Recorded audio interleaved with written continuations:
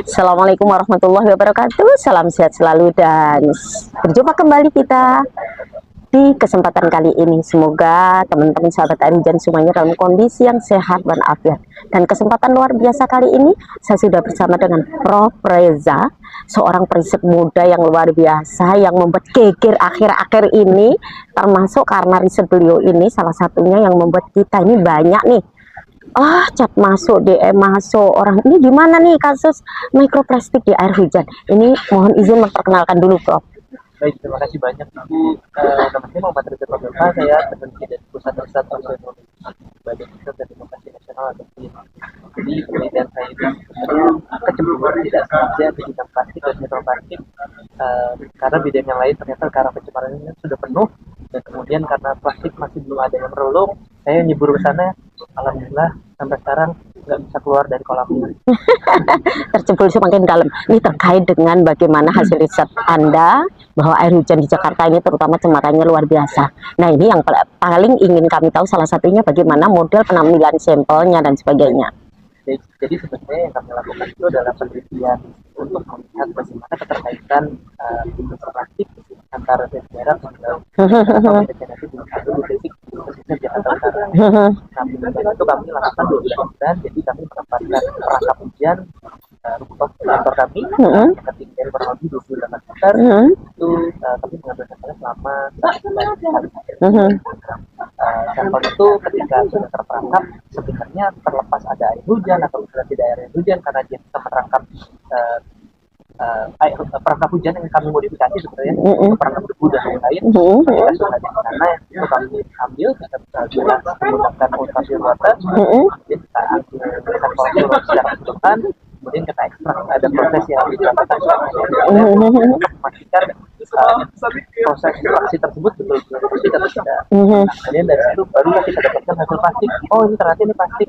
Jumlahnya itu setelah 12 bulan antara 3 sampai 40 partikel meter persegi per hari, dan rata-rata 15 partikel meter persegi per hari. Jadi kalau kita bayangkan ada rumah dengan luas 1000 meter atau gedung 1000 meter, itu bisa dijatuhi dalam tanda petik mikroplastik sebanyak 15.000 partikel per hari. Nah, tapi sebenarnya itu nggak cuma stay di situ, bisa jadi besok terbang lagi, bisa balik lagi. Nah, ini terkait yang menjadi sampling itu ada Jakarta Utara, kita tahu sendiri ya betapa tumpukannya luar biasa. Nah, ini jangkauan ketika dia tertiup angin dan sebagainya, dan bagaimana ini dengan potensi-potensi di daerah lain di Jakarta gitu. Sebenarnya kalau di Indonesia ini mungkin saya bukan 100% ahli dengan atmosfer, tapi pengetahuan saya wilayah cuaca dan angin yang ada di Indonesia itu cenderung regional.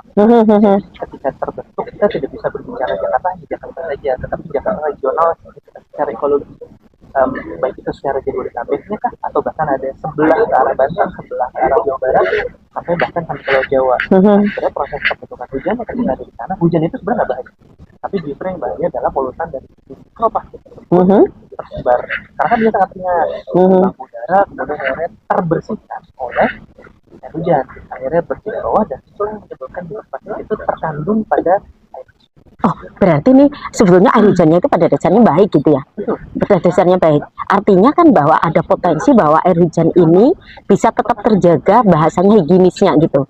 Nah, tentu ada cara-cara apa sih yang harapannya ada cara-cara untuk kita bisa melarutkan mikroplastik ini tadi? Baik, jadi kalau untuk mikroplastik itu adalah material yang jadi nggak bisa larut.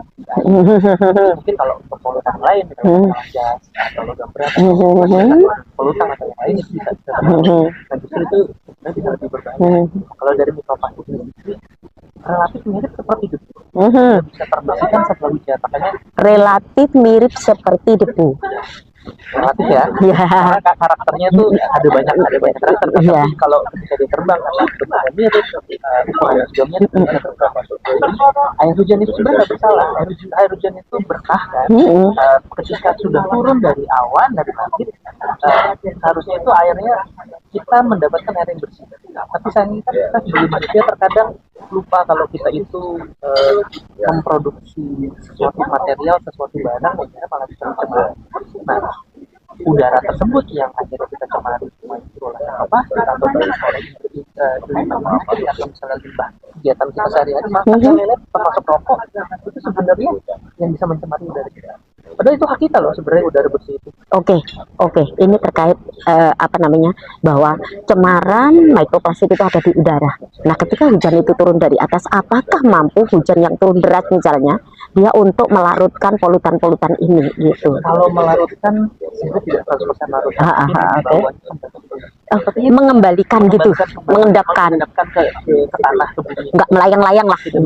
Jadi sebenarnya itu kayak menyadarkan perbuatan manusia, kamu kembali lagi ke tanah, kamu kembali lagi ke tanah. Kasarnya seperti itu. Cuman ketika sudah bersih, polutannya kan ada di tanah. Yang jadi masalah berikutnya adalah polutannya pindah ke tanah. Nah, ini problemnya begini, karena hasil kajian bahwa air hujan di Jakarta mengandung mikroplastik. Dan judul itu menarik sekali ketika media itu bikin satu judul yang kemudian membuat kita terpekak gitu. Ya, padahal yang dimaksud dengan Prof itu kan seperti tadi dijelaskan gitu. Artinya kan air hujan ini tetap kondisinya baik-baik saja gitu. Nah, potensi bahwa air hujan itu tetap bisa dimanfaatkan kan ada di situ, sangat besar gitu. Nah, ini problem bagi kami, makanya kami selalu bilang begini, bahwa paparan itu ada di udara dan ketika hujan itu turun dia akan terendapkan. Paparan ini akan terendapkan dan kita akan mendapatkan hujan yang memang layak untuk kita pakai, untuk kita konsumsi. Kan begitu. Mohon izin, Prof. Karena jenengan yang melakukan penelitian salah satunya, tolong deh disampaikan air hujan baik-baik saja yang membuat ini dan kita bisa melakukan treatment ini untuk mengendapkan. Oke, jadi kita harus ingat, plastik yang kita hasilkan sehari-hari, kita konsumsi sehari-hari, kalau itu kita buang secara serampangan tanpa ada daur ulang, tanpa kita kelola lebih dahulu, dia akan menjadi mikroplastik dan dia akan kembali ke udara malah kita serap ke tubuh. Hujan tidak berbahaya, hujan itu justru akan membersihkan, hujan itu bawa berkah, tapi kita sendiri yang merusak. Nah, gimana cara mencegahnya? Sebenarnya kita masih bisa nanti mikroplastik ini jadi harus kita filter lagi dengan cara yang efektif, kemudian ada sistem koagulasi, atau misalnya katakanlah di udara kita pakai filtrasi yang basah. Hal itu akan membuat relatif lebih aman untuk kita kembali. Tapi harus ingat kembali, sumbernya adalah kita yang tidak bertanggung jawab terhadap lingkungan. Kalau kita bertanggung jawab terhadap lingkungan, niscaya lingkungan kita pasti akan sehat, kita pasti juga akan baik-baik saja. Ini artinya bahwa yang terjadi di saat ini adalah bencana pikir manusia ya. Mohon maaf nih. Segala macam bencana lingkungan itu terjadi karena ulah manusia. Mau itu hujan asam, hujan yang tercampur mikroplastik, pencemaran di mana-mana, udara yang tidak sehat, itu kan karena ini membuat kita makjleb ya. Ternyata kita ini makhluk di bumi yang hanya tamu. Ini ternyata saat ini kita berbuat semena-mena, tidak menjaga fasilitas Tuhan yang diberikan kepada kita. Setelah mengetahui seperti ini, apa yang harus kita lakukan? Refleksi ini sebagai statement ini. Bagaimana pesan-pesan dan harapan Prof terkait dengan fenomena yang saat ini terjadi begitu-begitunya, dan saya rasa fenomena ini sebenarnya tidak hanya Jakarta, meluas di kota-kota besar ataupun sekarang sudah menjalar di kota-kota kecil lainnya gitu. Monggo. Kita harus tahu, sebenarnya berdasarkan dari penelitian lanjutan walaupun ini memang dan belum terverifikasi, kami melakukan penelitian lanjutan terkait dengan udara yang ada di 18 kota pesisir. Grupnya seluruhnya mengandung mikroplastik. Jumlahnya kami masih belum bisa memastikan. Tapi yang jelas kita adalah penduduk paling besar sedunia. Buat saya, Indonesia itu bagikan representasi dunia. Orang yang matanya sipit, matanya lebar, ada semua. Keriting, rambutnya lurus, kulit putih, kulit hitam, semua ada. 70% air yang ada di Indonesia, bahkan 70% yang ada di dunia, itu mewakili. Kalau representasinya kita seperti itu, akan seperti apa ke depan? Kalau kita tidak mengolah sesuatu yang kita hasilkan tiap hari, kemudian kita serampangan, buang sampah sembarangan, buang limbah sembarangan, nanti kita mendapatkan kehidupan yang mungkin tidak sekarang, tidak setahun, tidak 2 tahun, tidak 3 tahun, tapi yang menerima adalah generasi mendatang. Jadi apakah kita mau mewarisi generasi kita dengan sesuatu yang buruk, mau yang baik? Itu sekarang tergantung dari kita. Tajam banget. Artinya bicara tentang lingkungan saat itu adalah bicara tentang peradaban. Yuk kita bareng-bareng introspeksi diri bahwa apa yang kita lakukan akan berdampak kepada kita sendiri lagi. Dan yang lebih parah lagi kalau hanya dampak itu kembali ke kita. Tapi kalau sampai ke generasi penerus kita, saya nggak bisa ngomong apapun.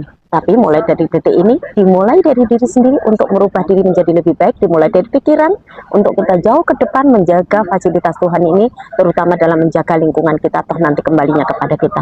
Terima kasih Prof, kesempatannya luar biasa. Semoga pertemuan ini nanti menjadikan salah satu pencerah yang bisa dipahami banyak masyarakat kita dan menyadarkan kita bersama. Terima kasih atas kebersamaan. Assalamualaikum warahmatullahi wabarakatuh dan salam air hujan.